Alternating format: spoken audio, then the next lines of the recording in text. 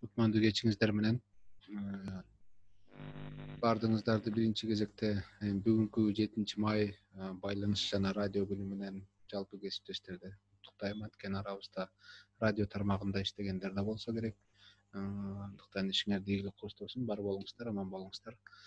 Анан бүгүнкү биздин темабыз болсо ошо буга чейин биз интернеттен баардык соц тармактардан жар салгандай чек арадагы чыр чатакты кантип чагылдыруу керек. Мына ошол теманын үстүндө кеп кылмакчыбыз. Чакан окутуубузда биздин кесиптешибиз агайыбыз Авламбек Жумабаев сиздер менен өзүнүн тажрыйбасын бөлүшмөкчү. Эгерде кабарыңыздар болсо, ошо жакында болгон жалпы журналисттерди Бишкектен эл аралык деңгээлдеги журналисттерди, жергиликтүү журналисттердин баарын топтоп, ошол жакында болуп өткөн Баткендеги окуянын жыйынтыгында ошол журналисттерди медиа тур уюштуруп, ошол жака алып барып көрсөтүп, иш чарасын баардык уюштуруу иш чаранын баардыгын өз мойнуна алып, ошону барып өткөрүп келди. Анан ошол теманын үстүндө да биз кеп кылалык дедик. Себеп дегенде тажрыйба көрсөткөндөй, албетте биз журналистика жаатында ар кимибиздин өзүбүздүн тажрыйбабыз бар, 10 жылдыкпы, 20 жылдыкпы. Бирок ушундай кырдаалда кантип туура чагылдырыш керек, эмнелерди эске алыш керек, эмнеге маани бериш керек, ушул жөнүндө сөз кылганы келгенде биз айрымдарыбыз ошол учурда дагы өзүбүз билип турсак дагы ал нерсени ишке ашыра албай калышыбыз мүмкүн да. Бирок ошол нерсени бүгүн мына ошол жөнүндө сөз кылалык дедик. Биз менен Авламбек Жумабаев.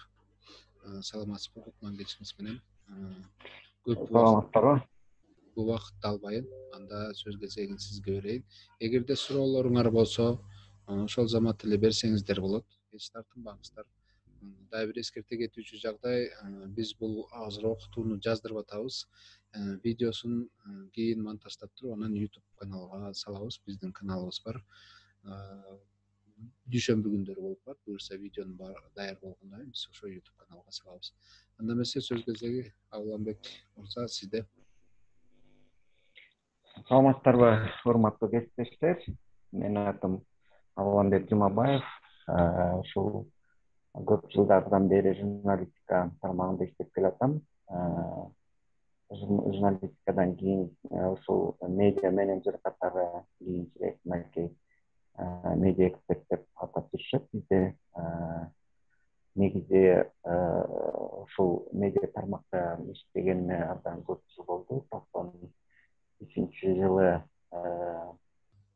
Авламбекке кечиресиз. Мүмкүн болсо алдыгы наушниктин микрофонун жакыныраак кармап аласызбы? Угулбай калып атат. Жакыныраак кармайын, мындай жакшы угулуп атабы?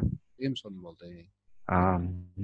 Ушул окууну бүткөндөн кийин эле ушул жаш кезиштен эле Тола Кыргызстан гезитинен баштагам. Андан бери ушул мамлекеттик аппараттарда басма сөз кызматтарында иштеп, ошол жылдардан бери журналисттер менен медиа менеджер катары тыгыз байланышта иштеп келатабыз. Акыркы жылдары ошо эл аралык уюмдарда, долбоорлордо иштеп келем. Менин ишимдин баары тең ушул мамлекеттик органдардын ишмердүүлүгүн чагылдыруу, башкача айтканда ошолордун ишмердүүлүгүн ачык, айкын маалыматтык жактан камсыздоо иштери менен алек болуп келатабыз. Бул учурда дагы ушул биздин эки өлкөнүн ортосунда ушул күтүлбөгөн чоң чыр чатак болуп кетти. Негизи биз баарыбыз эле билебиз, мындай чыр чатактар ушул жазда күчөп,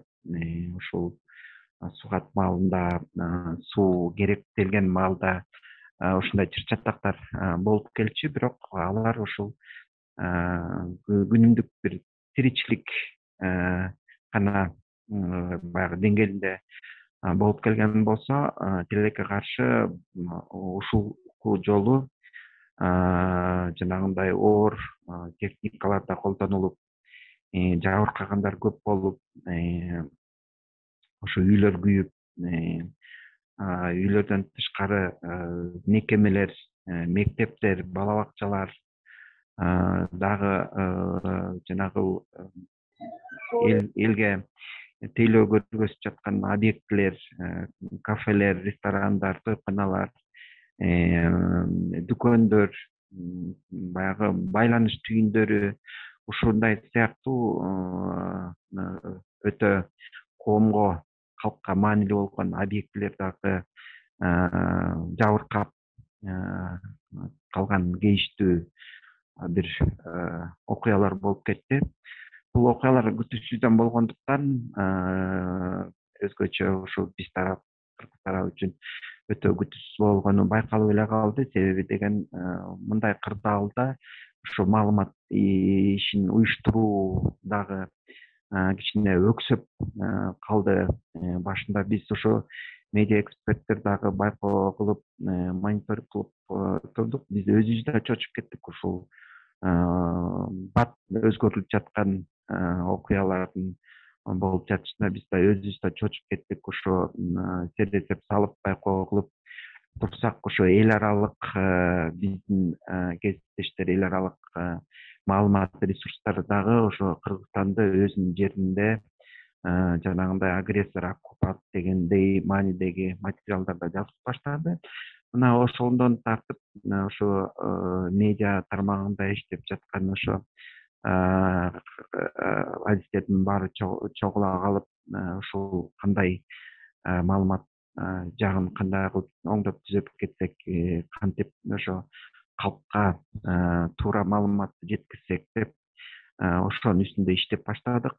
Эң биринчи эле биздин кадамыбыз ушул биз Тажикстандагы иштеп жаткан биздин кесиптештерге кайрылдык. Ушул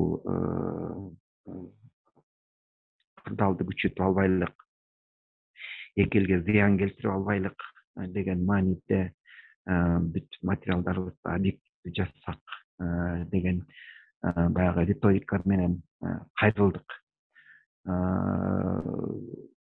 Биздин ушул кайрылуубуз жерде калган жок. Ал жакта дагы ошол баягы здоровая журналистика деп коебуз. Ошол жаатта иштеп жаткан биздин кесиптештерибиз дагы биздин кайрылуубузду өздөрүнүн ресурстарына басып чыгарып, ушул биздин демилгени колдоп, алар дагы ошо бир топ аракеттерди жасап атышты. Бирок ошого карабастан ушул эки маалымат мейкиндигинде дагы ушул эки өлкөнүн маалымат мейкинде тилекке каршы ошо такталбаган маалыматтар да кетип жатты. Өзгөчө ушул социалдык тармактардан дагы абдан көп балансталбаган ойлор кетип атты. Жанагы ар кайсы жактардын ушул кастык тилин колдонгон бир ар кандай бир жагымсыз чакырыктар да жүрүп атты. Текшерилбеген маалыматтар кетип жатты. Өзүңүздөр деле байкадыңыздар окшойт. Эгер социалдык түйүндөрдү, тармактарды колдонуп келсеңиздер, ал жакта дагы ушул чакырыктар кетип жатты. Текшерилбеген маалыматтарды бербесеңер деп, тигил жактан БТРлер кетип атат, бул жактан дагы оор техникалар кетип атат, анан чегараны көздөй кетип атат деген ушундай имиштер, баягы ушул жолдогу тартылган ошол техникалар, мурунку тартылган сүрөттөр коюлуп, мынча жабыркап деп апыртып, ушинтип агрессивдүү, жанагындай душмандык, эмоционалдык бир чакырыктарды тыштаган материалдар кетип атты. Ошол эле учурда жанагы биз айтып атпайбызбы, объективдүү, баягы чындыкка дал келген, текшерилген материалдарды таратыш керек деп. Ошол эле учурда журналисттер дагы ошондой материалдарды, ошондой булактарды табуу да кыйын болуп калды. Менимче ушул башында бул маалымат чөйрөсүн жөндөгөн ошо басма сөз кызматтарынын дагы кичине баягы күтүүсүз абал болгондуктан ал жактан дагы кичине катачылыктар кетти окшойт. Бирок ошол катачылыктарды андан ары да күчөп кетпеш үчүн биз дагы ушул медиа эксперттер дагы ушул процесске аралашып, биз дагы колубуздан келген бир көмөктөшүүлөрдү жасап жаттык. Эми мындай Улам мырза, кечээ жана сүрөттөрдү кайсыл учурда көрсөтүшүбүз керекпиз? бул сүрөттөрдүн баары тең ошол биз ошол жерге барып Азыр тартылып көрсөтө келген. берсек болот да.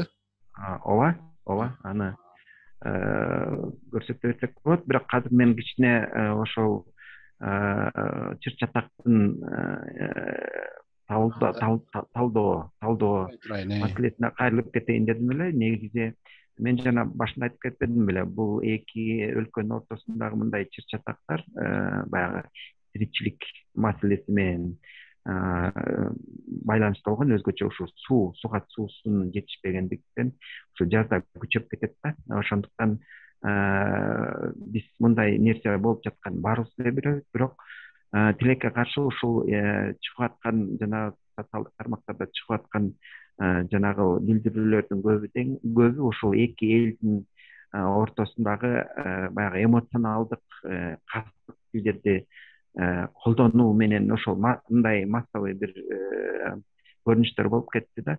Бирок бул чыр чатактардын негизги түбү таптаза башка да. Негизи эки эл, кошуна эл кылымдар бою ушу достукта жашап келишкен. Ошондуктан бул чыр чатактын түпкү негизи башкада экенин биз баарыбыз билебиз да. Кээ бир ушул социалдык тармактарда деле жанагы жазылып атты. Эми ушул эки бир мындай кошуна эл экөөнүн тең экономикалык, социалдык абалы анчалык дурус эмес. Эки өлкө тең баягы өнүгүп келе жаткан өлкөлөрдүн ичинде. Ошондуктан баягы жакырчылык эки өлкөдө тең эле проблемалар бирдей. Жанагы эмгек миграциясы дагы биздин кошуна өлкөдө дагы өнүккөн. Алар дагы өздөрүнө жумуш таппай, тиричилик таппай, алар дагы ошол кошуна баягы өнүккөн өлкөлөргө барып ошол жактан иштеп, алар да биз сыяктуу эле баягы оокат өткөзүп келатат. Ошондуктан биздин ушул экономикалык, социалдык абалыбыз негизинен бирдей эле. Ошондуктан эң биринчи ирет бул чыр чатактын келип чыгышы бул жакырчылык. Андан кийин ошо ресурстарга болгон жеткиликтүүлүк, ушул мисалы ошол эле суунун туура эмес бөлүнүшү дагы себеп болушу мүмкүн эмес. Ошол да себеп болуп калды. Ошондой эле бул чыр чатактын ортосундагы, ошо катышуучулардын ортосундагы жанагы байланыштардын дагы баягы кичине ошол жагынан дагы бир алсыз көрүнүштөр болду окшойт. Негизи журналисттер биз эки өлкө менен негизи региондогу журналисттер дагы чогуу эле иштеп жасап келебиз. Негизи биздин ошо аракеттерибиздин баары тең ушу коррупция менен, мамлекеттик структуралардагы уурулук менен күрөшүү менен алек болуп келгенбиз. Ошол эле учурда ушул чек арага жакын жайгашкан, калкка жайгашкан ошо пункттарда ошо достук иретиндеги материалдарды көп эле жасап келебиз. Мисалы мурдагы жылы мен ошо эл аралык конкурс, сынак өткөрүлгөн ошо журналисттер ортосунда. Ошол жакта жүрүп болуп мен дагы ошо иштеп калдым. Ошол жерде Казакстан, Кыргызстан, Тажикстан, Өзбекстан, ошондой эле Түркмөнстан дагы байкоочу катары ал жактан дагы журналисттер келип, мына биз ошол болгон ошо аракетибиздин баары тең ушу коррупция менен күрөшүү. Тажикстанда деле коррупция бар, бизде деле өзүңүздөр билесиздер. Коррупция менен күрөшүү боюнча жаңы ошо журналисттик оор жанрлар киргизилип, журналисттик иликтөө, факт чек дегендей баягы жанрлар иштеп жатпайбы? Мына ошондой нерселер ушу биздин кокушташ өлкөлөрдө деле иштелип жатат. Ушу биз дароо журналистика деп коебуз, ошо журналистика деп коебуз. Ошол жакта иштеп жаткан биздин кесиптештер дайым ушундай маселелерди биринчи иретке алып чыгып, ошолор менен күрөшүү аракеттерин жүрүп жатат да. Ошондуктан бул жакта ошол эки чыр чатактын катышуучулары бири бирин жакшы билиш үчүн үрп адат, баягы ошондой эле бири бирине кандай колдоолорду көргөзүп кандай кошуна болуп жакшынакай маанайда жашап келишкен. Мына ошол жактан ошо күчөтүү үчүн ошол эки тарап бири бирин жакшы түшүнүү үчүн дагы ушул жанагы байланыштардын өз ара байланыштардын начардыгы дагы буга себеп болушу мүмкүн. Ошол жагын дагы биз мурунтан эле иштеп келгенбиз, буга чейин эле алдын эле иштеп келген аракеттерибиз бар. Ошондой эле баягы ушундай бат чыр чатактын негизинде өзгөрүлүп жаткан абалда ушул тараптардын ортосунда ар кандай мифтер болушу мүмкүн, стереотиптер болушу мүмкүн. Тажиктер кыргыздарды тигинтет, же болбосо кыргыздар тескерисинче тажиктерди минтет деген бир туура эмес бир түшүнүктөр болушу мүмкүн да. Мына ошолор да себеп болушу мүмкүн. Ошондой эле баягы чечилбеген проблемалар. Мына ушул мен жана айтып атпаймынбы, жаз айында ушул эки өлкөнүн ортосунда өзгөчө ошо чек арада дайым жанагындай тиричилик маселелери көп болуп келет. Мына ошол маселелер көп жылдан бери чечилбей келген. Маселен ушул суу маселеси. Суу маселеси ушул жазында көп баягы курчуп келет. Ошондой эле мынакей эки өлкөнүн ортосунда акыркы жылдары чек араны аныктап алуу дагы аракеттери болуп келген. Ушу мынакей эки өлкө эгемендикке жеткенден бери 30 жыл болуптур. Кыргызстан мисалы Казакстан бул Кытай тарабын чечип, ошол биринчи жылдары эле чечип баарын аныкталган болсо, ушул биздин түштүк региондогу коңшулаш өлкө менен чек ара маселеси ушул күнгө чейин талаш тартыш болуп келатат. Ушул убакка чейин сүйлөшүүлөр болуп келатат. Кээде бири бири менен түшүнбөстүк болуп жатат. Биз илгери СССРдин курамында республикалар болчубуз. Ошол СССР убагында бул карталар дагы бир нече ирет каралган экен. Ошондуктан ушул сүйлөшүүлөрдө ар бир өлкө дагы өзүнүн кызыкчылыгына жараша бир туруп тиги картаны карай калалык, бир туруп бул картаны карай калалык деген бир маселелер болуп, мына ошондон бери, мына 30 жылдан бери бул маселелер чечилбей келет да. Анан кийин жакшы, бул баягы жалпы жонунан аналитика жөнүндө айтып атпайсызбы? Бул түшүнүктүү, баардыгыбыз кабарыбыз бар да. Азыр бул жерде катышкан журналисттерге эң башкы суроо мындай болуп атат да. Ушундай чыр чатакка сезимтал журналистикада мисалы биз журналисттер биринчи кезекте эмнеге маани беришибиз керек жана чагылдырууда кандай өзүбүздү алып жүрүшүбүз керек? Мына ушул суроонун тегерегинде сөз кылсак кандай дейсиз? Биринчи кезекте жөнөкөй кабарчы, ошол эле Баткендеги аймактык кабарчылар, КТРдин кабарчысы бар, башканын кабарчысы бар, Акипресстик бар. Мына ошолор ошондой жерге барганда биринчи эмнени эске алыш керек? Туура, мен ошого акырындап келатам.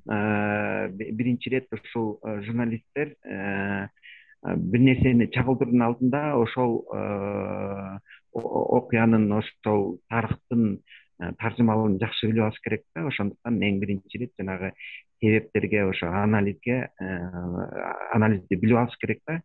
Ансыз барып, эгер баягы такыр таанылбаган жерлерге барып, мурун анын тажрыйбасында болуп көрбөгөн бир окуяларга кабыл болсо, эң биринчи ошонун негиздерин билип алган жакшы да.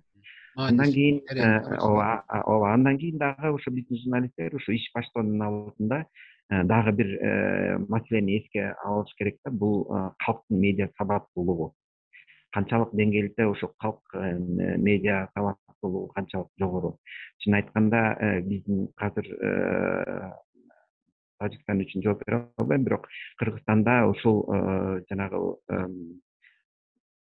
социалдык тармактар абдан жигердүү иштейт, колдонуучулар көп. Бирок ошол эле колдонуучулардын медиа сабаттуулугу канчалык деңгээлде жогору, Мына ошону да билиш керек да. Мынакей ошол анализдерге, ошол себептерге таянып, андан ары жалпыга маалымат каражаттарынын өкүлдөрү, журналисттер ушул иш башташ керек да. Мына ошол ишти баштоодо эң биринчи ирет бул маалыматтын сапаттуулугу. Маалыматтын сапаттуулугу деген ушул коомдо деген ушу маалыматка же болбосо маалымат булагына болгон баягы ишеничтүүлүк деген маселе бар да, канчалык ошо деңгээлде ошол маалымат булагына ишенсе болот. Анан кийин мына ошол нерселерди эске алып, журналисттер эң биринчи ирет өзүнүн миссиясын аткарууда эң негизинен ушул маалыматтын булагы канчалык чындыкка жатат. Мисалы, социалдык түйүндөн эле тигил жерде тигинче өлүм болуптур, бул жерде минтип атыптыр, тигип атыптыр деген нерселерди алып эле журналисттер ошону баягы сапырып эле иштеп баштаса, анда бул эң туура эмес кадам болот да. Эң биринчи ирет журналисттер өзүнүн жоопкерчилигин сезиш керек. Ар бир сөз мындай учурларда такталып берилиш керек. Ошондуктан эң биринчи ирет журналисттер ушу маалымат чогултуудан башташ керек өзүнүн ишин. Маалымат чогултканда эң биринчи ирет алар ошол булакка канчалык ишенсе болот. Эң биринчи ирет бул маалыматтык ишти баштоодо ошо мамлекеттик органдардан, расмий органдардан ошол маселе үчүн жоопкерчиликти болгон, мына мисалы ушул тапта бул чек-арачылар. Биринчи ирет ошо чек-арачылардан маалыматтарды тактап ошол жактан алыш керек. Андан кийин ал жактан такталган маалыматтарды алып, анан кийин ошол маалыматтарды баягы жазып берерде аргументтер керек да, аргументтер керек, официалдуу статистика керек. Официалдуу статистикасы жок, официалдуу расмий маалыматтар жок, муну менен иштөө кыйын болот. Ошондуктан биз дагы ушул өзүбүздүн ишибизди ушул басма сөз кызматтар менен кызматташуудан баштадык. Ошол отузунда эле биз 50ден ашык ошо медиа эксперттер, медиа уюмдар, журналисттер, басма сөз кызматтары, ушул биз жана ЛОМ деп коебуз, лидер общественного мнения деген коомдук пикирди жаратуучу жана блогерлер, ошол баарыбыз тең чогулуп бул баягы жагдайдан кандай чыксак деп, мына ошондон тартып ушул иш уюштурула баштады. Ошондуктан журналисттер эң биринчи ирет ошо расмий булактарга таянып, ошолордон гана чыккан маалыматтарды бериш керек. Алардан кандай приказдар чыкты, же болбосо кандай буйруктар чыкты, кандай маалыматтар чыгып жатат, канча жанагы статистикалык маалыматтар кандай болуп жатат, алардан фото, видео ошол окуялардын, ошондой эле албетте андай кишилер менен баарлашууда сөзсүз түрдө алардан ошол алардын маалыматтарын жаздырып алыш керек. Алардын эмне айтып жатса ошолордун бүтүн тең ошол жанагындай жаздырып алыш керек. Мына ошол маалыматтар чогулуп, материалдар пайда болгондон кийин сөзсүз түрдө ошол мамлекеттик органдардан чыккан маалыматтарды андан ары бекемдөө үчүн сөзсүз түрдө бул жерде эксперттик ойлорго да кайрылыш керек да. Мисалы, ошол чек ара боюнча эксперттер кимдер болушу мүмкүн? Мурун ошо чек араларды аныктоо үчүн өкмөттүн аппаратында атайын бөлүм иштеп келген. Бирок кийинчерээк бул функция улам бир структурадан экинчи структурага берилип жүрө берип азыркы учурда ошо коопсуздук комитетинин колунда экен. Ошондуктан мынакей 30 жылдан бери иштеп келген ушул адистер бар. Ошондой эле жарандык коом жактан дагы ушул жана чек арага жайгашкан аймактарга жардам берип келген, социалдык жактан колдоо көргөзүп келген, юридикалык жактан колдоо көргөзүп келген ошо эксперттер бар. Мына ошол эксперттердин дагы көз карашын карап, бул жерде чек ара мамиле болуп жаткандыктан эл аралык дагы маселелер боюнча эксперттер бар. Мына ошолордун дагы ойлорун билип, алардын дагы комментарийлерин, интервьюларын ошо таратууга дагы аракет жасаш керек да. Абылам мырза, бул жерде мындай суроо болуп атат. Катышуучулар акырындык менен суроо беришет. Кечирип коюңуз, оюңузду бөлүп койдук, бирок убагында бербесек ал катышуучуларга неме болуп калышы мүмкүн да, таарынып калышы мүмкүн. Амирова Гүлбарчын Салам медиадан келген экен. Мындай деп жазып атат: элдин суранып жиберген маалыматын бере албадым дейт. Паника болуп кетпесин деп 2 күн чыгара албадык. Эл видео, аудиолорду жөнөтүп жатышты дейт. Ушундай оюн жазган экен да. Биз ошол замат чыгара алган жокпуз. Балким бул жана сиздин айткан оюңузга жараша өзүнүн оюн кошоюн деди окшойт. Биз ошол учурда элди дүрбөлөңгө салып албайлык деп маалыматты берген жокпуз деп. Бир четинен бул туура эле. Себеп дегенде андай да жаман болуп кетет да, эки жактан туура эмес маалыматтар чыгып кетсе. Эми бул мындай учурларда жанагы биз сезимтал журналистикасы деп атпайбызбы? Эгер биз ушул окуянын тегерегинде ушул маалымат ресурстары тарабынан ушу жана эмоционалдык фонду күчөтүп ийсек, бул андан дагы курчуп кетиши мүмкүн да. Ошондуктан мындай учурда биз эмоцияга берилбей, баягы акыл эсибиз менен аракет жасашыбыз керек. Сиздер өзүңүздөр көрүп жатсыңыздар, бул Баткенде ушундай окуялар болуп жатса, ушу Бишкекте провокация кылгандагы бир иш-чаралар өтүп жатты да. Мисалы, ошол эле эски аянт деп коебуз, жана өкмөт үйүнүн жанында ошо көптөгөн адамдар чогулуп алып, Баткенге барабыз, согушабыз деген урандарды чакырып, бирок ошол эле учурда жанагы машинелерди алып келип, эми билбейм, бул мамлекеттик органдардын ою ошол маалда кандай болгону мүмкүн. Баягы ошол маалда ошол жерде чогулган элдер дагы баягы көзөмөлсүз болуп кетпеди. Ошондуктан алардын аракеттери мүмкүн аларды жооскотуш үчүн кылдыбы, бирок машинелерди алып келип койгондо машинеге түшкөн кишилер аз болду.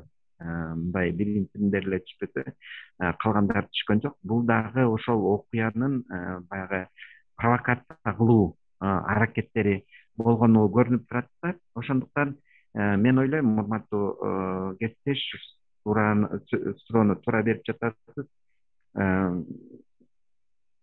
Тиги ошол маалда сиз туура кылгансыз. Эгер сиз ошол келген маалыматтарды чыгарып, ого бетер ушу эмоционалдык фонду күчөтүп жибере турган болсоңуз, бул окуя мындан дагы курчуп кетиши мүмкүн болчу да. Ошондуктан бирок ал окуялар ошол боюнча калбаш керек. Бул мынакей ушул чыр-чатак эмнени көргөздү бизде? Биз ушул медиа эксперттер, медиа уюмдар баарыбыз тең жанагындай факт-чек же болбосо иликтөө журналистикасы деп ошол нерселерге көп басым жасап, биз жана өлкөнүн ичиндеги жанагы жагымсыз көрүнүштөр менен күрөшүп, ушу коррупционерлер менен, урлар менен, мамлекеттик деңгээлде урлар менен күрөшүп келип, жанагы жанрларды жылдырып, ошолорду күчөтүп олтуруп, ошол эле учурда документалдуу журналистика дегенибиз кичине мындай өксөп калгандай болуп атат да. Азыр болсо мынакей баш аягыбызды жыйып, ушул кээ бир жарандык коомдогу өкүлчүлүктөр муну ушул боюнча калтырбаш керек, эл аралык сотторго чейин ушул маселени жеткизиш керек деген нерселер болуп жатат да. Ошондуктан жанагындай документалдуу журналистиканы биз өрчүтүп ушул боюнча эле тим койбой мындан да тыянак чыгарышыбыз керек бизчи. Кайсы жерден бизден катачылык кетти, кайсы жерден ушул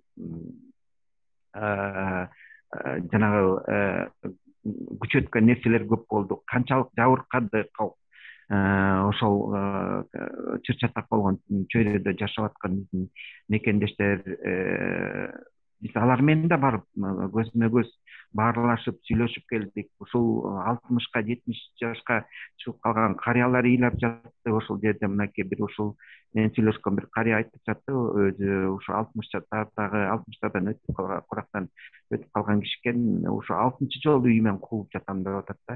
Силер баягы бизге алтын сарай жасап киргизип койгон учурда эле силер чек араны сактап, чек араны бекемдебесеңер, бул окуя эртең деле боло берет, бүрсүгүң деле боло берет деп айтып жатат. Башкача айтканда, ошо чек арада жайгашкан биздин мекендештер өзүнүн коопсуз экенине көзү жетпейт да.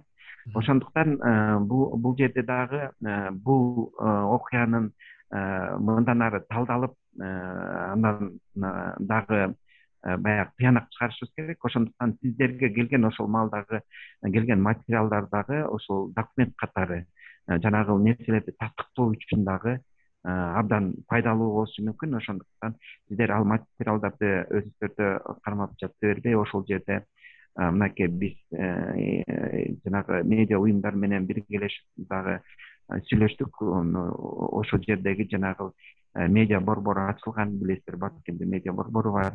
Мүмкүн ошол жакта ошол материалдарды дагы сиздер дагы бирикишип топтошуп, ошол материалдарды дагы бизге же болбосо ушул окуянын талдаган эксперттер үчүн сиздердин дагы материалдарыңыздар пайдалуу болушу мүмкүн. Улам мырза, дагы бир суроо келди. Бул жерден саламатсызбы дейт. Нургазы Жайнаков жазып атат Баткенден. Маалымат согушу дептир. Маалымат салгылашуу боюнча да маалымат бере кетсеңиз, бул учурда журналисттин ролу кандай болуш керек дейт. Алдын ала рахмат дейт. Маалыматтык салгылашуу. Сөзсүз түрдө мен жана сөзүмдүн башында айтып кетпедимби, ушул биз медиа эксперттер дагы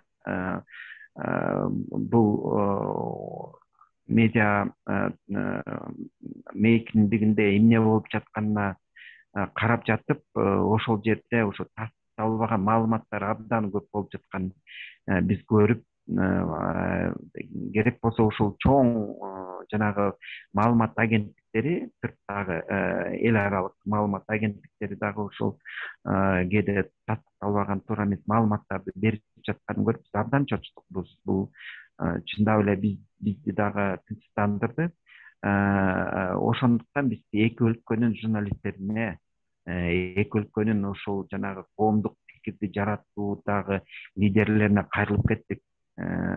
Биз ушул журналисттик этикадан чыкпасак, баарын объективдүү берсек, бул жерде баягы не навреди деп баягы чакырык таштадык да. Ушул бузуп албайлык, ушул ого бетер күчөтүп албайлык депчи. Бирок тилекке каршы ошо биздин байкообуз боюнча биз муну дагы жазып да жаттык, ошо өзүбүздүн кесиптештерибиз менен байланышканда. Бирок тилекке каршы мен ошо 2 жыл мурун жана айтып атпаймынбы, Душанбедеги ошо медиа иш чарасы болуп, ошол жакта да көрүп келгем. Ошол жакта биздин журналисттердин баягы материалдары мактангандык эмес, бирок чындап эле биздин журналисттердин материалдары ошол коңшулаш өлкөлөрдөгү журналисттердин жасаган материалдарына караганда бир нече эсе мындай жогору экенин биз ошо көрүп жаттык да. Анан кийин баягы бул материалдардагы ошо журналисттердин эмгектери бааланат да. Ошол маалда ошол Тажикстан тарабынан, Казакстан тарабынан ошо медиа эксперттердин ойлорун окуп калдык да. Ошол силерде Кыргызстанда сөз эркиндиги бизге караганда бир топ жогору турат. Ошондуктан силердин баягы ошо материалдарыңардагы ошол коррупциянын жанагы ачылышы боюнча материалдар дагы абдан сапаттуу экени көрүнүп турат. Бирок силерде мүмкүнчүлүк көп, Анткени силерде ушул сөз эркиндигинин абалы жакшы, бизде андай эмес депчи. Бирок биздин Кыргызстандын журналистикасына кайрылып келе турган болсок, тарыхына кайрылып кете турган болсок, бизге эч ким даяр жашынакай бир тарелкага салып бизге эч ким берген эмес. Биздин ошо тарыхка тарихты салып келе турган болсок, бизде дагы өлтүрүүлөр болгон, табоолор болгон, нечендеген журналисттер ошо Кыргызстанды тыштап кетүүгө мажбур болгон. Ошондуктан мен аларга айттым, силер дагы бул сөз эркиндиги үчүн күрөшүшүңөр керек депчи. Ошондуктан өлкөдө сөз эркиндигинин абалы начар болсо, жанагы объективдүү журналистиканын абалы начар болсо, баягы административдик ресурс күчтүү болсо, журналистикага болгон басымдоо, басымдар көп болсо, ал жерде сөзсүз түрдө мындай тапаттуу материалдардын чыгышы кыйын болот да. Ошол жерде жанагындай фейк, тролль деген жана жүзү жок тараптардын маалыматтары көп кетет да. Ошондуктан бул жерде дагы тилекке каршы ошо эки маалымат мейкиндикте ушул жанагындай маалымат жактан табылашуу дагы болуп кетти. Ал дагы деле болуп жатат. Бирок тилекке каршы аны менен күрөшүү бир күндүк эле иш эмес. Мен ойлойм, Кудай кааласа мынакей бийлик тараптар ушул баардык мүмкүнчүлүктөрүн жумшап, ушул чыр-чатакты жөнгө салуу боюнча жанагы чек ара маселесин аныктоодо дагы баарын тең ушу сүйлөшүүлөр аркылуу жүргүзөлү деп ушу ниеттенишип, бул чыр-чатакты басуу аракеттерин жасашты. Мен ойлойм, биз дагы ушу жана позитивдик журналистиканы акыры калыбына келтирип, эки өлкөнүн журналисттери, эки өлкөнүн баягы медиа тарабында иштеп аткан кесиптештерибиз акыры бул болгон окуяларды талдап, ошо аракеттерди, ошо маалымат салгылашуу аракеттерин талдап, биз акыр түбү бир тыянакты чыгарбасак, мындай нерселер боло берет. Себеби деген муну жөнгө салыш өтө оңой иш эмес да. Бирок ошол эле учурда ушул жанагы талкуулашуу мындан ары күчөп кетпес үчүн, объективдүү баягы маалыматтар пайда болуш үчүн биз ушул 25 кишиден турган биздин кесиптештерди Бишкектен алып барып, ошо Баткенге алып барып, ошол жактан ошол жана жабыркаган объектилерди, жабыркаган ошол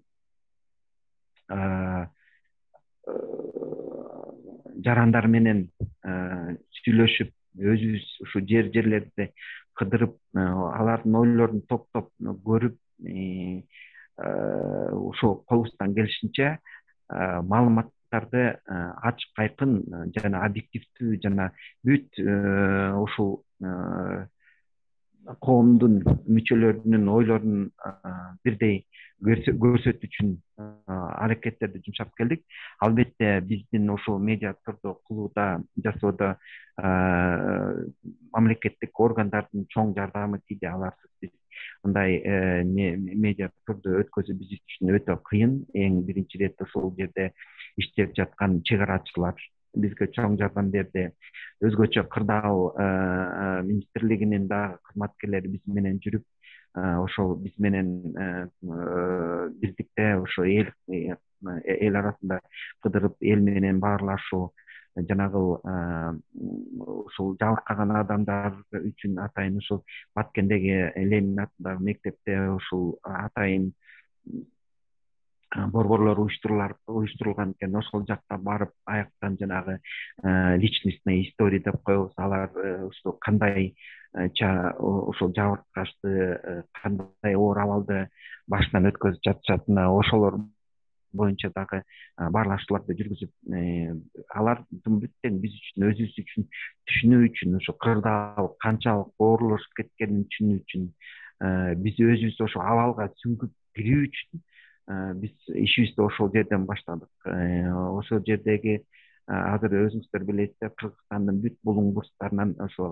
кыргыз эли, баткен элибиз үчүн, бир туугандарыбыз үчүн ошо буту менен тик туруп, ошо бизди сүйүндүрчү нерселер бар да. Ошо акыркы мезгилде ошо Кыргызстанда кандай бир окуялар болбосун, ушул жана өз ыктыярчылар чогула калып, бизнесмендер, ошо социалдык жактан жоопкерчиликтүү бизнесмендер чогула калып, ошол жардам берүү ошо иши, ошол маданиятты калыптанып келе жатат да ушу Кыргызстанда.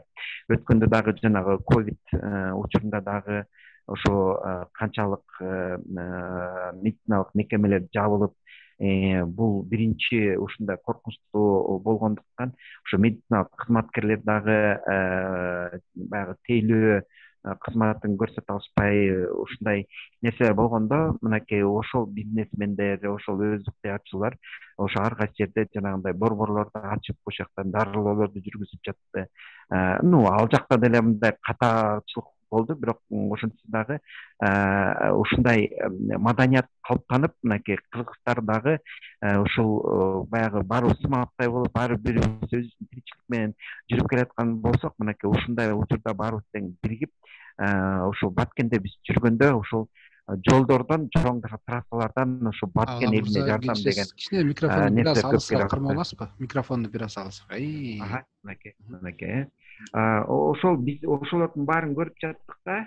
Анан кийин ошол өзүбүз ошо жерлерге чыгып, ошол жабыркаган адамдар менен баарлашып, ушул фактыларга таянып, ушул мамлекеттик органдардан берилген жанагы цифраларга таянып, ушул материалдардын баарын жазып келдик.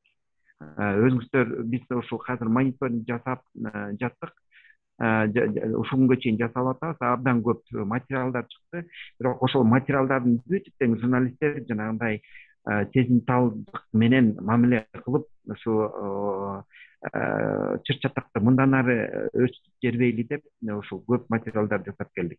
Мына азыр сиздердин алдыңыздарда көрсөтүлүп жаткан сүрөттөрдү көрүп жатасыздар. Мына ушул жерде талкаланган үйлөрдүн ээлери менен баарлашып, байкуштар кыргыз эли баягы тейлигенен ушул үйүндө эчтеке калбай тыптыйпыл күйүп кеткен болсо дагы, ушул Бишкектен келгенибизди көрүшүп, билишип, эми Баткендин өрүгү бул символ да, Баткен өрөөнүн, баягы Баткен областынын символу катары ушу бышпаган өрүктөрдү алып келип бизге ушундай бир абдан эмоционалдуу бир картиналар болду да.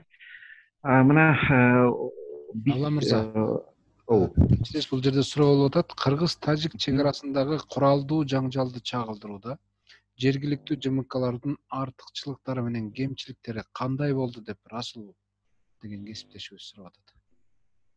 Кемчиликтери менен артыкчылыктары чагылдырууда. Жергиликтүү журналисттер албетте бул окуя ошол жерде болуп жаткандыктан, алардын ошо окуяга болгон баягы жеткиликтүүлүгү бул Бишкектеги журналисттерге караганда алар оперативдүү маалыматты бергенге алардын керемети бир топ өйдө да, мүмкүнчүлүктөр өйдө. Ошондуктан биз көрүп жаттык, ошо жерлерден алар дагы ошо маалыматтарды жөнөтүп жатышты. Бирок ошол эле учурда эмне үчүн биз Бишкектен журналисттерди алып барганга аракет кылдык? Анткени жергиликтүү журналисттер ошол жерде жашагандыктан кээ бир маалыматтарды берүү алар үчүн оор болот. Же болбосо ушул жанагы жабыркаган адамдар алардын жанында жашагандыктан мүмкүн алардан баягы ушу журналисттик этикага жатпаган, же болбосо жанагы алар ошо окуяларды курчутуп жерел деген бир ой жок да алардачы. Алар эмне үчүн биз момунтип атсак биздин абалыбызды жеткизбей атат деген бир талаптарды да коюш мүмкүн да. Ошондуктан ушул жергиликтүү бир жанагындай себептерге байланыштуу биздин ошо жергиликтүү журналисттердин дагы колу буту бир нече деңгээлде байланып калышы мүмкүн да. Ошондуктан ошолор нерселер болбош үчүн биз дагы ошо жергиликтүү биздин кесиптештерибизге жардам катары, аларды колдоо катары биз дагы ошо борбордон, Бишкектен ошол журналисттерди алып барып баягы алар айта албаган, алар бере албаган маалыматтарды байытыш үчүн, көбөйтүш үчүн биз ушундай аракеттерди жасап келдик. Ошондуктан мен ойлойм, бул негизи жергиликтүү журналисттердин арасында дагы мындан ары ушундай окуяларды кантип чагылдырыш керек, кандай мамиле кылыш керек, өздөрүнүн коопсуздугуна байланыштуу жанагындай кээ бир материалдарды бере албай калган учурлар болушу мүмкүн. Ошол маалда кандай мамиле кылыш керек? Стереотиптер болот, ошол жергиликтүү баягы калкка байланыштуу болгон стереотиптер болушу мүмкүн. Ошол стереотиптерден өйдөрөөк болуш үчүн кандай баягы аракеттерди жасаш керек? Мен ойлойм, мындан ары дагы ушул жерлерге барып дагы ушундай окутууларды, ушундай баарлашууларды жүргүзүш керек деп ойлойм да. Ошондуктан мен бул жерде сөзсүз түрдө буга чейин эле биз ушул регионалдык журналисттер менен иштерди жасап келгенбиз. Баткенде дагы ушундай аракеттерди жүргүзүп келгенбиз. Ошондуктан бул жерден мен ойлойм, бир эле момундай вебинардын тегерегинде бул теманы көтөрүү өтө кыйын. Ошондуктан мен ойлойм, ошо сиздерге барып, сиздер менен кошо баарлашып, ошол жетишпегендиктердин себептери, биздин ишибиздин жетишпегендигинин себептерин карап, анан кийин баарыбыз тең ошо бир тыянак чыгарсак деп ойлойм да. Ошондо туура болот го. Абла мырза, мен де суроо жеке өзүмөн. Мисалы, мен дагы жана сиз айткан, башындагы айткан чыр-чатакка сезимтал ошол чыр-чатакты чагылдыруудагы журналистиканын жол жоболору боюнча да окутуулардан өткөнбүз. Анан мен жанагы Deutsche Welle академиянын долбоору негизинде дагы ошо Баткендеги биздин кыргызстандык журналисттер менен тажикстандык биздин кесиптештердин ортосундагы ошо позитивдик журналистиканы өнүктүрүү жаатында да мен өзүм катышып, тренер катары Тажикстанга чейин барып, ошо Баткендик кесиптештер менен чогуу барып келгем да. Ал жерде бул маселелер көтөрүлгөн. Анан эми болгон бул салым, бул күч аракет, ошол ынтымактуу болсун, ошол чыр-чатакты чагылдырбайлык дегенчи. Бирок эми тилекке каршы ушул окуя болуп кетти да. Биринчи эле ушул сигнал келип жеткенде аймактык ошол жериндеги журналисттер, жергиликтүү кабарчылар эң биринчи кезекте эмнеден ишти башташ керек? Чу дегенде эле мына маалымат келип түштү. Баары ошол жака чуркаганга аракет кылышты, туурабы?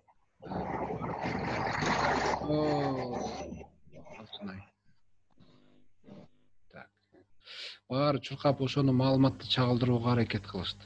Бирок Кудайга шүгүр, биздин кесиптештердин арасынан андай чоң кырсыктарга кабылган жок. Бирок эми мекендештерибиздин арасында жок болуп кеткендер да болду, набат болуп кеткендер да болду. Бирок ошо журналисттер ошондой кооптуу кырдаалды биринчи кезекте чу дегенде эле оюна эмне келиш керек? Анткени мына биз Баткендик кесиптештер менен сүйлөшүп, ушу болуп кеткен окуядан кийин башынан көптөгөн нерселерди өткөрдү, стресс болуп атат, кыйналып атат, жардам берелик деп атат. Коргоончу каражаттар керек деп атат. Балким ошол коргоончу каражаттар керекпи? Же кандай кылыш керек? Ошо кырдаалда эмне кылыш керек? Биринчи чу дегенде эле кадамды эмнеден башташыбыз керек ошо аймактык журналистика? Маржан айтып кетпедиңби? Буга чейин эле ушул эки өлкөнүн ортосундагы журналисттердин байланышын чыңдоо үчүн көп аракеттер кылынып келген. Жана силер дагы өзүңөр чыгып ошол эки өлкөнүн журналисттери менен иштешип, мен ойлойм, бул кандайдыр бир деңгээлде ошол жанагы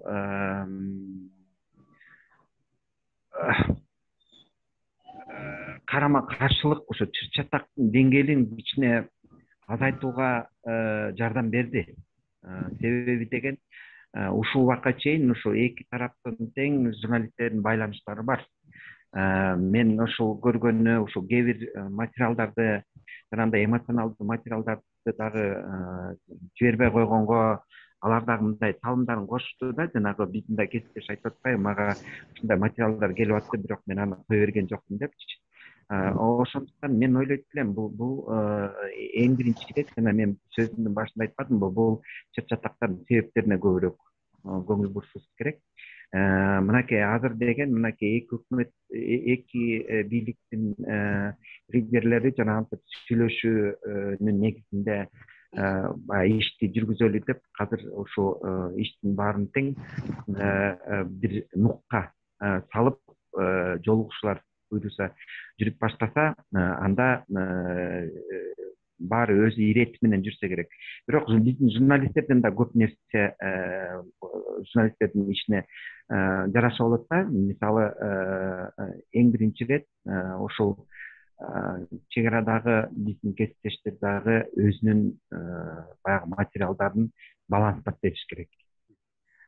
Бул биз тараптан, мисалы, ошол эле мамлекеттик органдардан жана жабыркаган тараптардан баягы комментарийлерди алуу оңой эле, бирок ошол эле учурда Тажикстан тараптан кандай алыш керек? Бул маалда сөзсүз турда ушул эки тарап журналисттери жанагы силер кылып келаткан иштин негизинде баягы калыптанып калган байланыштар бар. Ошол бири бири менен өз ара аракеттер аркылуу байланышып, сен тигилерден комментарий алып бербейсиң, бул жерден алып бербейсиңби деп баягы мен ойлойм ошо эмоционалдык бир чектен өтүп окшойт депчи.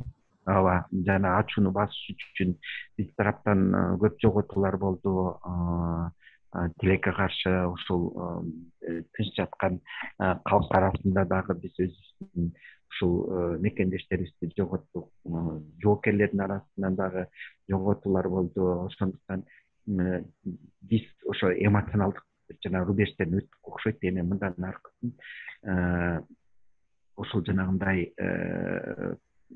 тынчтыкка чакырылган, эмоционалдуу штаб, тынчтыкка үндөгөн жанагы өзүбүздүн акыл эсибизди жыйып ушул башка нукка түшүшүбүз керек да. Эң биринчи мен ошого чакырып келем. Экинчиси биздин маалыматтардын чындыгы. Канчалык чындык, жанагынтип эмоцияга алынган бир цифраларга же болбосо окуяларга кайрылбастан бүтүнтен факт менен бериш керек да. Фактыларды искажать этип, жанагындай ойду башка жакка буруу аракеттерин токтотушубуз керек да. Эки жак тең биз ушул эң биринчи кадам жасаганда эле ошол эки жактын медиа тармагында иштеп аткан кесиптештерибизге кайрылдык айтып атпаймынбы? Ошо Кыргызстандын медиа эксперттери муну демилгелеген, муну биздин Тажикстандын дагы ошо медиа кызматкерлери колдоого алып, ал жактан дагы биздин кайрылуулар басылып чыккан бир нече ошо чоң ресурстардачы. Андан кийинки дагы бир принцип, эч качан жанагы ушактарга ишенбеш керек да.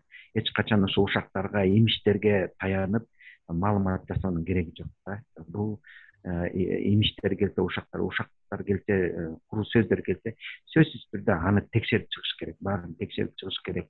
Атайын ошол маалыматтык мамлекеттик тараптан ошо жоокер болгон органдарга кайрылып, ошолор тарабынан текшерилгенден кийин гана, анан кийин ошол материалга, ошол окуяга кайрылып, анан материалдарды жасаса болот да. Сөзсүз түрдө кечиресиз, дагы бир суроо келди.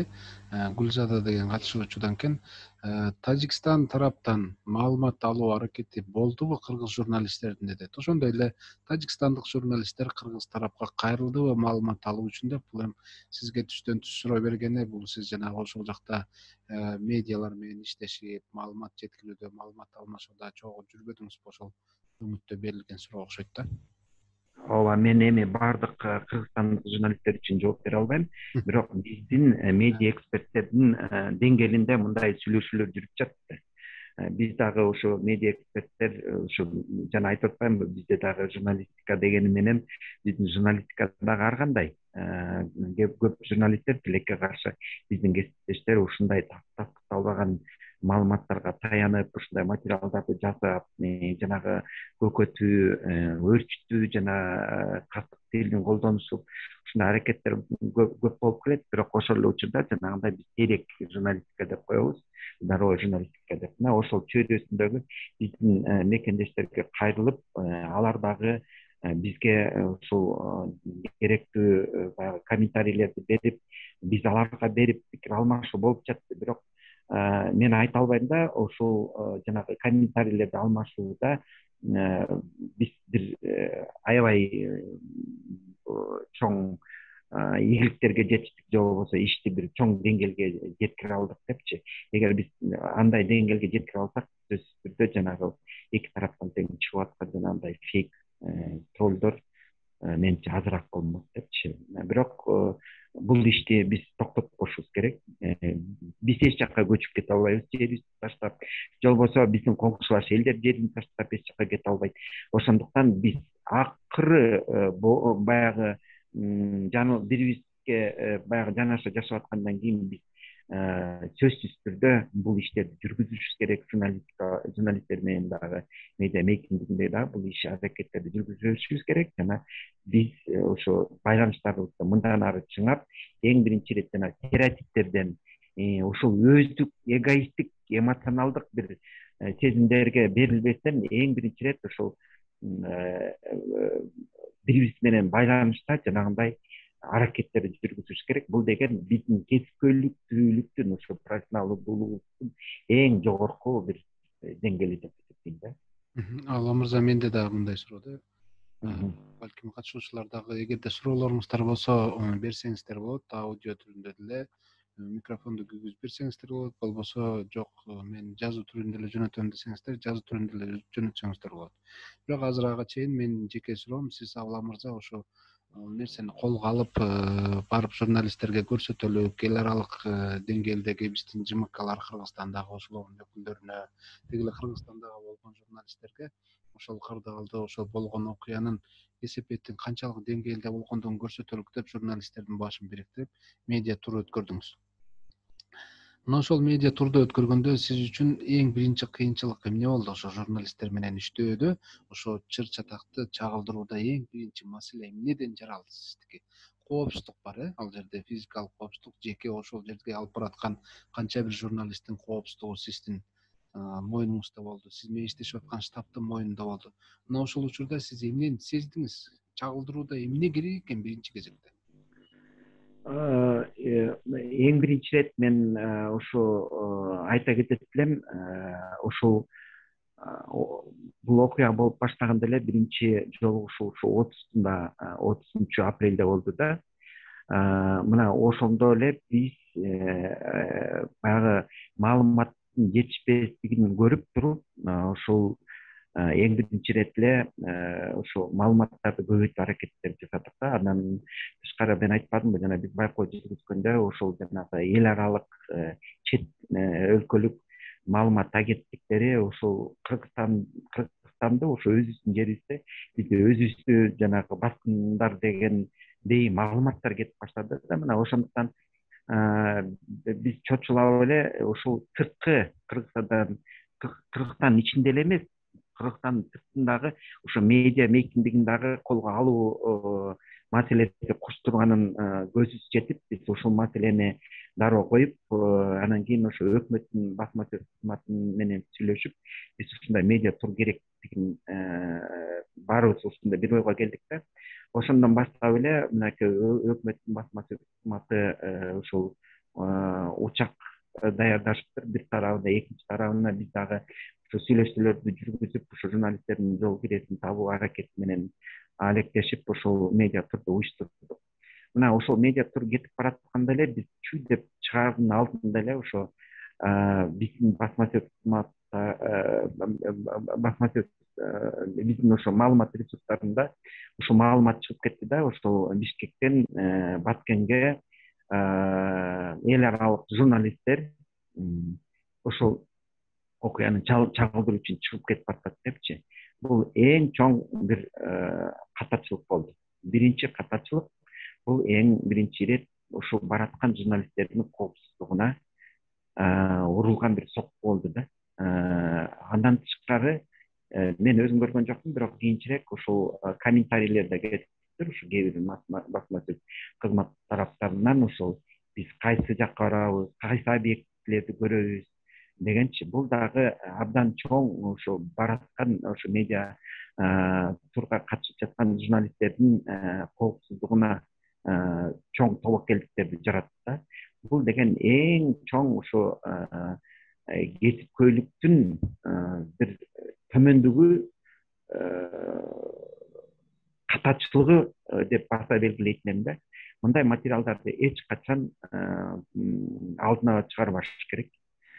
Бул материал негизи кандай маалымат болсо дагы ал коомго пайда келтирген маалымат болуш керек. Бул маалыматтын коом үчүн эч кандай пайдасы жок. Муну эмне үчүн муну ошо маалымат ресурстарына чыгарып жатканын мен ушул убакка чейин эле түшүнгөн жокмун.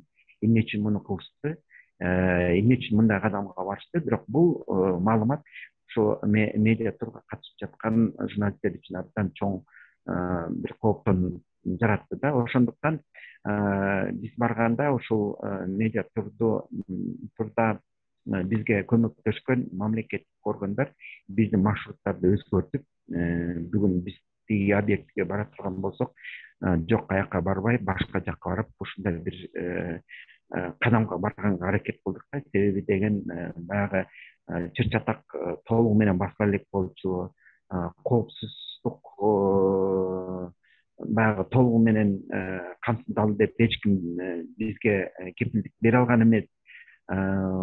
Тил тараптан снайперлер болушу мүмкүн болчу, же болбосо ушундай аскердик күчтөр, же болбосо жөн эле жанагы жарандар тараптан деле бир коопсуз баягы нерселер болуп кете турган жагдай болуп атты да.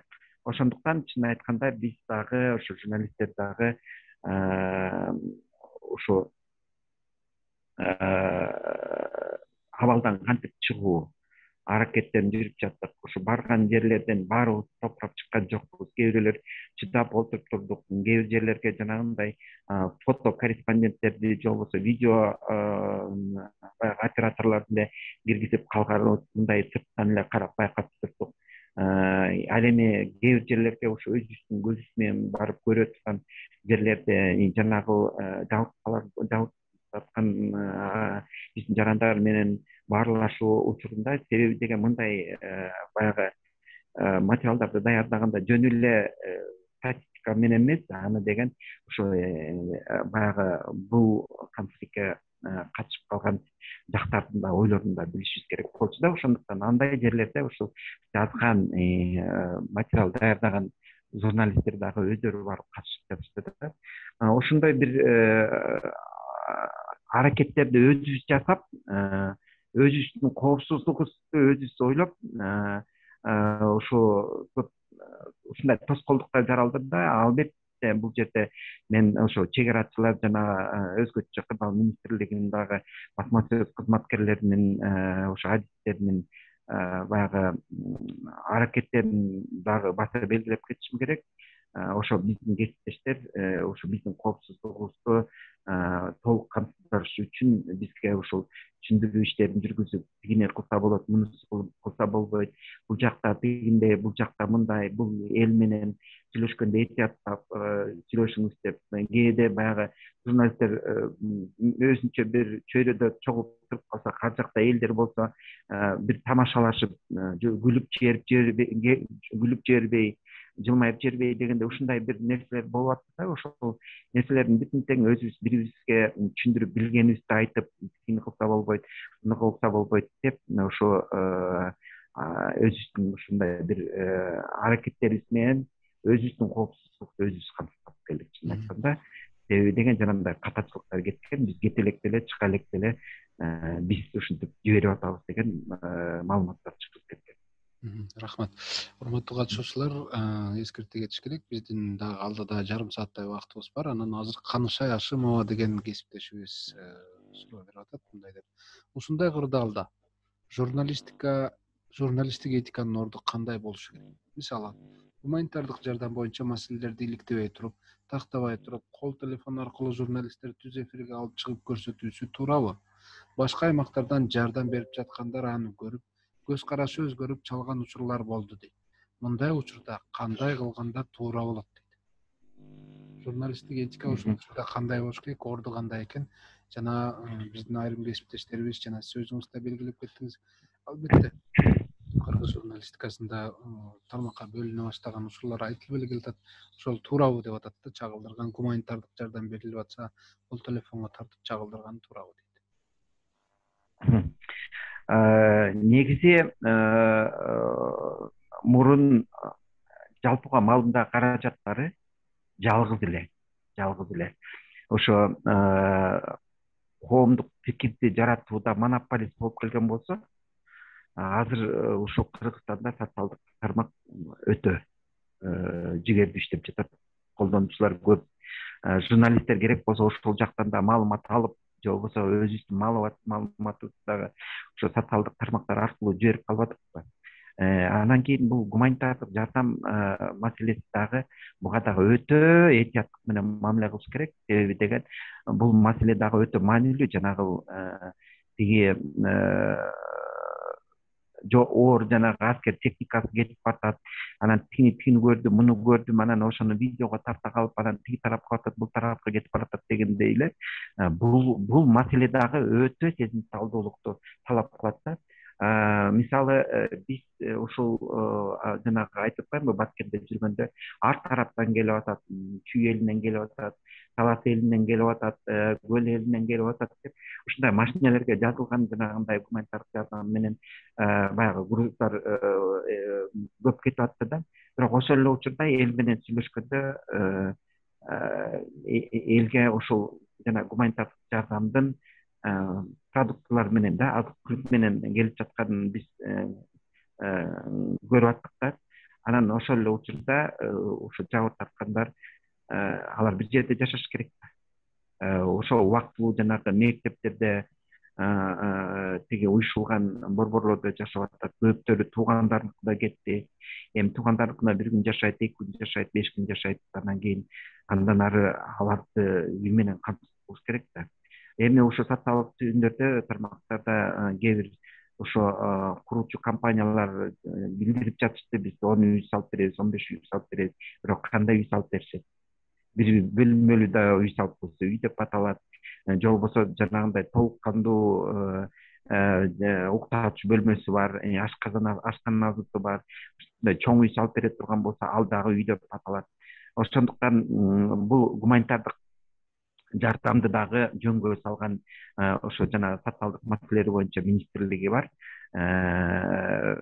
Анын ошо жерлерде өзүнүн структуралары бар, ошолор менен байланышып, ошолордун ойлорун, ошолордун статистикасын билип туруп, анан кийин берилиш керек деп ойлойм да. Ал гуманитардык жардамды ошо социалдык түйүндөрдө берсе болот менимчечи. Эми ал жакта анчалык жанагындай көзөмөлдүүлүк жоктур. Себеби деген ошол баягы жардам берүү маданияты айтып атпаймынбы, бизде ошо былтыртан баштап ошо абдан жакшы калыптанып келатат. Бирок ошентсе дагы бул маданият бизде мындай толугу менен калыптанылды деп айта албайм. Ошондуктан бул жаатта дагы журналисттер өтө этияттык менен мамиле кылыш керек да. Себеби деген ошо имиштер мынакей ушул күндө деле имиштер чыгып атат. Ушу Баткенде ошо азык-түлүктөр абдан көп болуп кетип, анан кийин жана фураларды алып барып талаага төгүп атыптыр. Анан кийин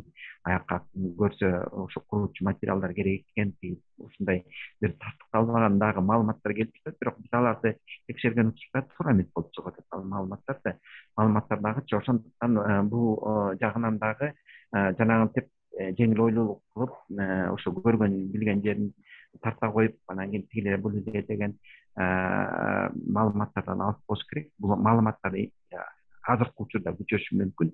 Себеби чындап эле ошо жана жабыркаган калп тарабынан азыркы учурда ушу жанагы куручу материалдарга болгон мукташтык жогорулайт да, күчөйт.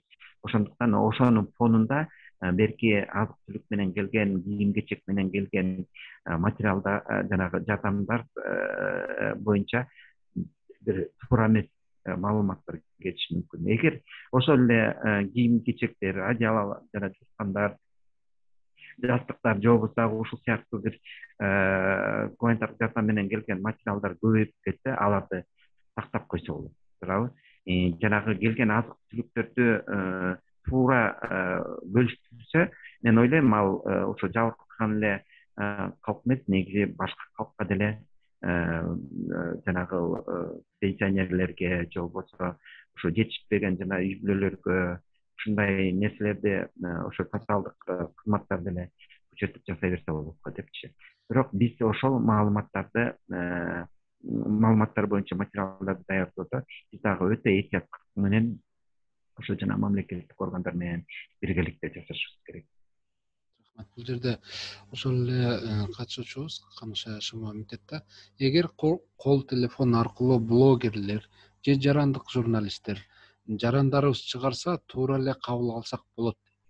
Бирок ошону кесипкөй журналист кесиптештерибиз мындай кырдаалда этияттык менен мамиле кылышса деп сунуштап суранып кетер элем деп аябай суранып атат. Бул биринчиси, экинчиси дагы бир Жазгүл деген катышуучубуз сурап берип атат. Маалымат согушунда бири уттук десе, кээ бирлери уттуруп койдук деп жатышат. Сиздин көз карашыңыз кандай дейт? Ушу маалыматтык салгылашууда бирөө уттук дейт, бирөө утулдук дейт, бирөө тескерисинче кайра экинчи жагы да уттук дейт. Ошол сиздин оюңуз дейт. Эми кесиптештер, мындайда мен айтып атпаймынбы, ошо кылымдар бою биз кошуна болуп жашап келгенбиз.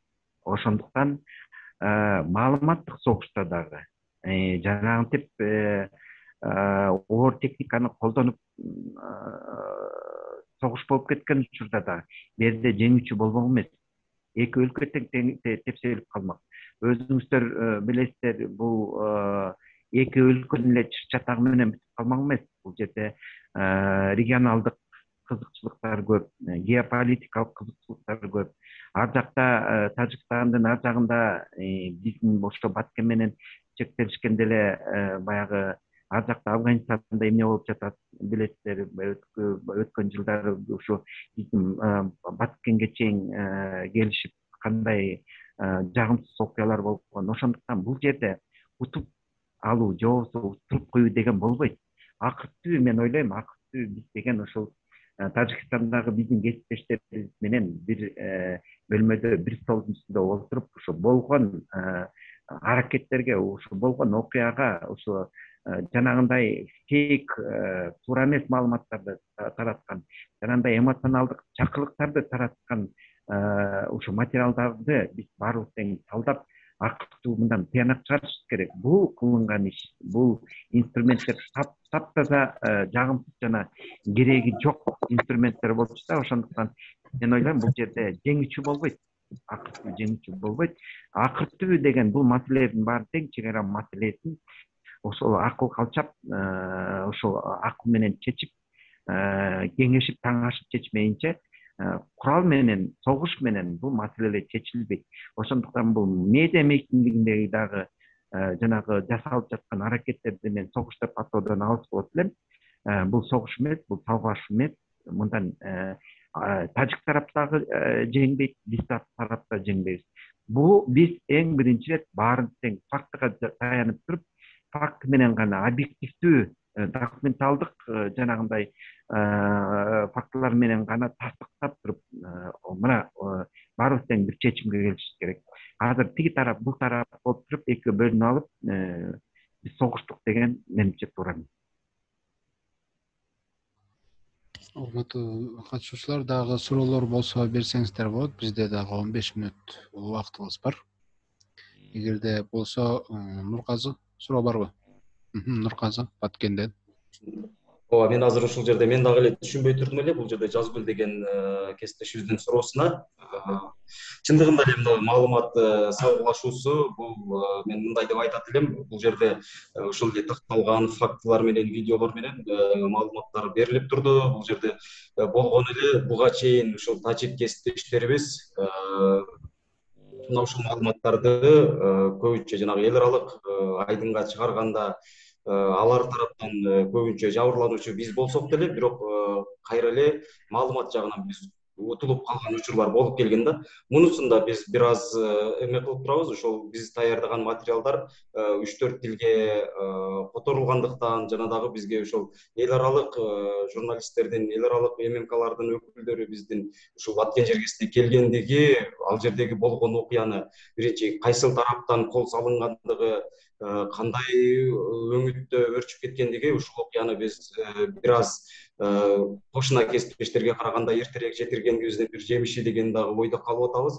Негизи эле мына ушул маалыматтык салгылашуу бул өзүнүн кандайдыр бир пайда жагын дагы алып келеби өлкө үчүн. Бул эми журналистика болбосо дагы, журналистика тармагына болбосо дагы өлкө үчүн ушул жерде өлкөбүздүн келечегин коргоп калууга, себеби кечээки каргашалуу окуя бул чындыгында биз өз көзүбүз менен күбө болдук. Ал жерде видео материалдар дагы тастыктайт. Ушул аскердик куралдардан алгачкы жолу тажик аскерлери тарабынан атылгандыгы факты болуп турат. Бирок ошол эле учурда биздин кесиптештерден дагы материалдар келип атат. Мына ушул эле окуянын кайсы бир бөлүгүн кесип алып туруп, алардын блогерлери мүмкүн чыгарып аткан жерлер бар. Кыргыз тарап бизге ок атып, бизден ушундай көп жоготуулар болду деген дагы маалыматтар, бул албетте маалыматтык кагылышуу болуп эсептелиши мүмкүн. Ушул жагын Авланбек мырзадан сурап кетет элем. Журналистиканын ушул эл аралык айдынга өтүшү, алардын көңүл бурулушу, башка өлкөлөрдүн дагы көңүл бурушу ушул нерсеге, ушул журналисттердин айынан бул өлкө үчүн пайдасы барбы? Ооба, абдан туура ойлорду айттыңыз сиз. Азыр абдан жакшы ойлорду айттыңыз. Мен айтпадымбы, бул маалымат салгылашуусунда жеңүүчү болбойт деп.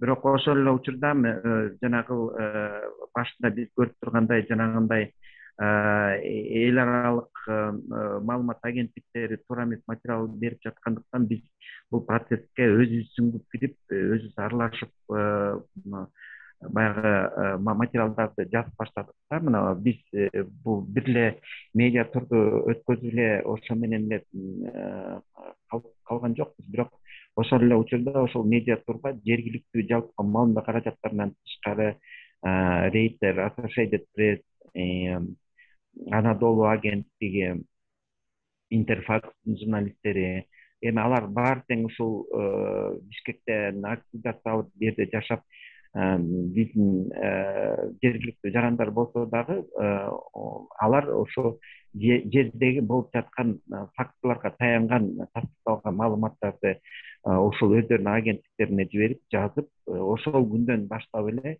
бул материалдар кетип жатты. Бул материалдардын жыйнактарын азыр ошо мониторинг кылып чогултуп жатышат. Андан тышкары биз айтпадымбы, жанагы ошол басма сөз кызматтары жетишпей жаткандыктан биз дагы медиа эксперттер дагы бул процесске аралашып кирип, биз дагы ушул чек ара маселелери боюнча эки өлкөнүн баягы өз ара байланыштары боюнча ошо эксперттер менен материалдарды жасап, ал материалдарды биз англис тилине которуп аттык, тажик тилине, өзбек тилине, түрк тилине которуп, ошол материалдарды өкмөттүн жанагы медиа борбор деп аташпадыкпы, ошол медиа борбордун расмий дарегинен ошол жанагы маалыматтардын баарын тең жөнөтүп жаттык. Ушул биздин маалыматтар ушул жанагы эл аралык ресурстарга чыгып калсын деген ниет мененчи. Бирок азыр жанагынтип материалдарды кесип, монтаждап, анан кийин бисминттик деген материалдар акы түбү аны эч кандай бир эл аралык деңгээлдеги ресурстар кабыл албайт. жанагындай илектөө болсо эл аралык соттун деңгээлине чейин чыгып иликтөөлөр боло турган болсо албетте андай материалдар эч качан баягы негиз катары кабыл алынбайт. Ал эми биз болсо жанагы мен айткан документалдуу журналистиканы ошонун негизинде жанагы материалдардын баарын даярдап, ошол болгон окуяны, ошол окуядан калган издерди туура чагылдырып, туура ошол документтештирип, ошол материалдарды ошол документалдык журналистиканын жанрынын талаптарына ылайык ошол материалдардын баарын даярдай турган болсок, мына ошол материалдардын баары тең кийин жанагы иликтөө учурунда ошонун баары кайта кетет да. Жакшы, азыр дагы бир катышуучубуз Миңгүл Көчөрова дейт. Ошондо куралдуу кагылышуу, чек ара жаңжалы, согуш, тажик тараптын кол салуусу деп жазып жаттык. Кайсынысын пайдаланышыбыз керек?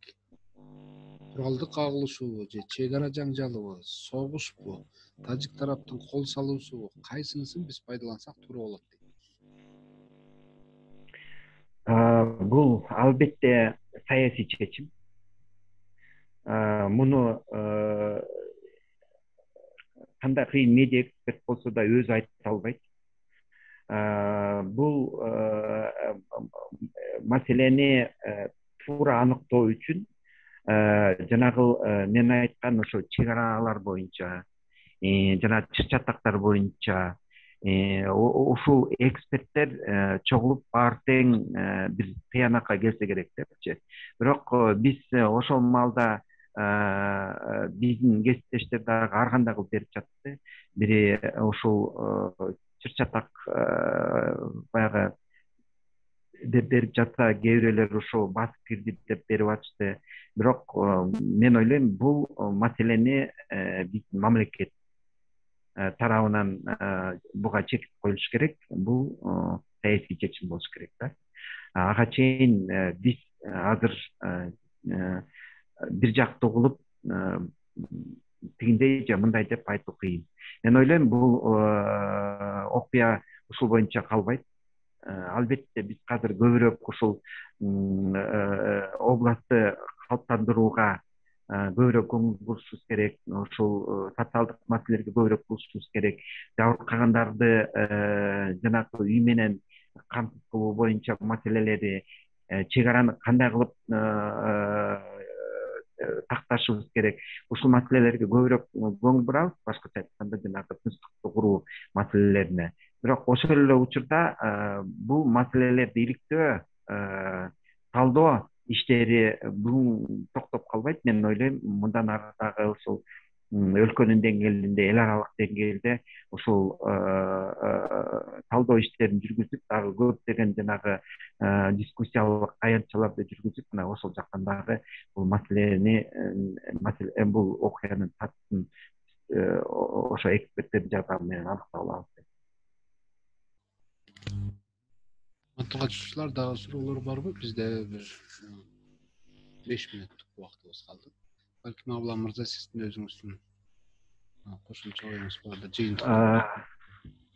Эгер суроолор болсо, урматтуу кесиптештер, баарыбыздын кабыргабыз кайышып турган учур, баарыбыз тең кейип турган учурубуз. Бирок ошол эле учурда бул окуяга жанагы мен айткан эксперттер, атайын адистер туура баа берип, өздөрү тыянак чыгарганча биз ушу эмоционалдык фондду дагы да болсо ушул сабыр кылуу менен кармап турсак, көбүрөөк ушу аракетибизди ушу өзүбүздүн өлкөбүздүн ичиндеги өзгөчө Баскен областындагы жанагы гуманитардык, социалдык маселелерге, ушул куруу маселелерине, калыптандыруу маселелерине көбүрөөк турсак, ошол эле учурда жана мен айтып келгендей, биз коңшулаш өлкө болуп кылымдар бою жашап келебиз. Мындан ары да жашай бермекчибиз. Ошондуктан биз ушу колубуздан келишинче өзүбүздүн Тажикстандагы жанагындай тейлек журналистикада жүргөн, мен айткан жокмун, жанагындай ушак айымдар менен жанагынтип монтаждоо жолдору менен анан кыргыздар тигиндей, кыргыздар мындай деген жанагындай журналисттер менен эмес, алардын деңгээлине түшпөй ошо баягы терек журналистиканын арасынан өзүбүздүн кесиптештерибиз менен сүйлөшүп, биз дагы бир социалдык өзүнчө топ болуп жатпайбызбы, профессионалдык топ болуп жатабыз да, кесиптик топ болуп жатабыз. Ошо өзүбүздүн кесиптик тобубуздун кызыкчылыгын өйдөрө коюп, ошол Тажикстандагы биздин кесиптештер менен байланышып, жанагы чек арадагы ынтымакты өрчүтүү үчүн ошол керек болсо ошол маалда биз ага көбүрөөк көңүл буруп калышыбыз мүмкүн. Ошол кошуналардын тажик туугандар кыргыздарды жашырып, кыргыз туугандар тажиктерди жашырган учурларда болушу мүмкүн. Ошондой өздүк бир тарыхтарды, өздүк бир окуяларды көбүрөөк алып чыгып, ушул позитивдик нукка бурсак, ушул эки улуттар ортосундагы, эки этностор ортосундагы жанагы үрп адаттарга көбүрөөк басым жасап, жанагындай стереотиптерден качып, кастык тилдерди азыраак колдонуп, жанагы өз ара байланыштарды чыңап өзүбүздүн кесиптештер менен ал жактагы болуп жаткан позитивдүү окуяларды көбүрөөк берип, биздеги болуп жаткан позитивдүү окуяларды көбүрөөк берип, биз ушундай нукка түшсөк, анан кийин сөзсүз түрдө эки мамлекеттер ортосундагы жана демаркация маселелери дагы, ошо чек араны аныктоо маселелерин дагы биз өзүбүздүн баягы көңүл чордонубуздан чыгарбашыбыз керек. Себеби биз деле сын көз караш менен карашыбыз керек. Чынын айтканда, ушул окуянын алдында дагы биздин кээ бир мамлекеттик кызматкерлер тарабынан ошо популисттик бир аракеттер да болуп кетти. Мындай нерселер ошо калк менен кеңешпей жасалган иштер да болуп кетти. Ошол эле өзгөндөгү окуялар кээ бир жерлери өтүп кетет деген имиштерди угуп, биздин дагы жердештер өздөрү кылымдар бою жашап келе жаткан ата бабалар жашап келаткан жерин кандай берип коебуз деген да маселелер чыкты. Ошондуктан ошо кээ бир ошо кызыктар болгон саясий топтор дагы өздөрүнө упай топтош үчүн бир башка бир аракеттерге түшүп кетпеш үчүн биз дагы журналисттер ошо элдин кызыкчылыгы үчүн, жердин кызыкчылыгы үчүн, калктын кызыкчылыгы үчүн биз дагы ушул маселени көңүл чордонубуздан чыгарбашыбыз керек деп ойлойм.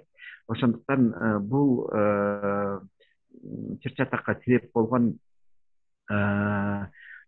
нерселердин баарын талдап туруп, мындан ары дагы биз ошолордун үстүндө иштей беришибиз керек. Жана биз баягы эң биринчи принципибиз ушул жанагы не навреди дегендейчи, зыян келтирип албайлы. Анан кийин жанагы жасалып кеткен ушу биздин кесиптештер биздин кол менен жасалып кеткен нерселерге дагы ошол талдоо жүргүзүп, ошо өзүбүздүн каталарыбызды көрүп, анан кийин биз кылганга чейинки ушу материалдарга чейин абал кандай эле, андан кийинки абал кандай болду, биз ушул тынчтык жолун куруу үчүн кандай аракеттерди жасадык жана кандай себеп боло алдык, кандай түрткү бере алдык, ошол калыптанууга жетиш үчүн кандай аракеттерди жасадык жана кандай тыянактарды кыла алабыз деген ушундай бир маселелерге көбүрөөк көңүл буруп, анан кийин эң биринчи ирет ошо калктын жанагы медиа сабаттуулугу жагынан дагы көбүрөөк аракет кылып келсек, сиздер дагы ушул жерлерде иштеп аткан соң ошо Баткен элине дагы туура материалдарды жасатып, жанагындай социалдык тармактарда текшерилбеген кетип жаткан жанагындай басмаларды дагы туура түшүндүрүп, кимге көбүрөөк ишениш керек. Мисалы бир эле биз жактан деле жана маалыматтык агенттиктер көп, бир эле киши олтуруп алып, жанагы башка жакта чыгып аткан маалыматтарды деле көчүп жазып, Анан ошол эле учурда жанагындай сенсацияларды баягы окурмандардын көбөйтүш үчүн жанагындай сенсациялык бир аракеттерди жасап жатышат. Же болбосо баягы жанагындай саясий топтор төлөп берип койсо ошондой материалдарды чыгарып жибериши мүмкүн. Тилекке каршы коммерциялаштыруу дагы процесси абдан тездик менен жүрүп жатат да ошо жалпы амалдык каражаттарында. Ошондой нерселерге көбүрөөк көңүл буруп, ушул бир эле социалдык түйүндөн бирдемени окуй калып эле ошондон тыянак чыгарбай, ошо менен биргеликте бир топ ошо маалымат булактарын окуп, андан кийин ошондон кийин гана тыянак чыгарса деген бир сөздөрдү көбүрөөк айтып, сиздер дагы ошо калктын медиа сабаттуулук жагына дагы салымыңыздарды кошууга чыгып кетет элем.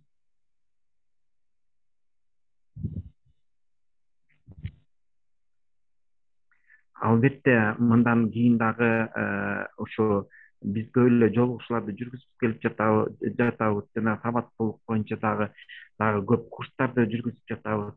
Мына ошол курстарга дагы сиздер жигердүү катышып берсеңиздер деп чакырат элем. Рахмат. Рахмат. Биздики 1,5 саат болчу. 1,5 саат убактысы келип калды. Эгерде кийинчерээк катышып суроо берем дегендер болсо суроо берсеңиздер болот. Бул жерде Амирова Гүлбарчын рахмат деп атат. Баткенден сизге да рахмат катышкандыгыңызга, ой пикириңизди айтканыңызга. Эгерде суроолор жок болсо, барбы суроолор? Дагы бир суроо берейин. Барбы суроолор? Эгерде болсо уялбаңыздар, бериңиздер суроолордон. Айсулуу Көкөева, сиз жаңы катышып атасыз. Оюңуз барбы? Сурооңуз барбы?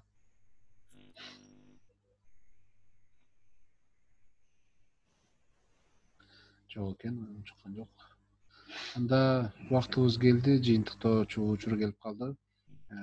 Абылам мырза, сизге чоң рахмат. Убактыңызды бөлүп, ошол чыр-чатакты сезимтал журналистикасында кандай чагылдырыш керек, ошого эмнелерге өзгөчө басым жасаш керек, ошо эмнеге көңүл буруш керек деген суроонун тегерегине жооп берүүгө аракет кылдыңыз. Сизге ыраазычылык билдиребиз. Ошол окуя болгон учурда да биз чогуу элек көлгө жыйынга бардык эле. Ошол жерден да жыйынды таштап, жок буну колго албасак болбойт, биздин кесиптештерге, журналисттерге жардам берелик деп ошентип жыйындагы сүйлөй турган сөздөн баш тартып, ал жерден Бишкекти көздөй жөнөгөнсүз, калган эми бүтүрө берди эле, мен ал жактан журналисттерге жардам берейин деп. Анан ошол кылган аракетиңиз, салымыңыз үчүн ыраазычылык билдиребиз. Бар болуңуз, аман болуңуз, ишиңиз тийгилип коштосун. Анан эми бул жаатта ушундай чыр-чатак болгон учурда албетте биз бири-бирибизди сырттан карап сындап турбастан чогуу чаран жапа-тырмак киришип ишти алып кетишибиз керек. Бул жерде дагы ушундай кырдаалда дайыр баса белгилей кетүүчү нерсе жеке сектор же болбосо көз карандысыз же болбосо көз карандуу деген тармакка да бөлүнбөш керек. Бул жерде баардыгыбыз биримдикте болуп, күчтү бириктирип, анан чогуу иш алып барганыбыз биз үчүн бул кандайдыр деңгээлде өзүнүн жигердүү салымын кошуп, анан жыйынтыгы болот деген ойдобуз да. Анан сизге рахмат ой бөлүшкөнүңүзгө. Бар болуңуз. Жалпы кесиптештерге да рахмат. Бүгүнкү ушу биздин окутуубузга чындыгында өзүнүн илгерин коюп катышуучулар көп болду. Иштериңерде ийгиликтер буштасын. Бөйдө кырсыктан тышкары бололу, жергебизде тынчтык болсун. Журналисттер жалаң гана бир гана жакшылыкты, жакшы саамалыктарды чагылдырууга чогуу биримдикте болуп иштеп, ишибиз ийгилик коштосун. Бар болуңуздар, бар болуңуздар. Чоң рахмат. Жакшы туруңуздар.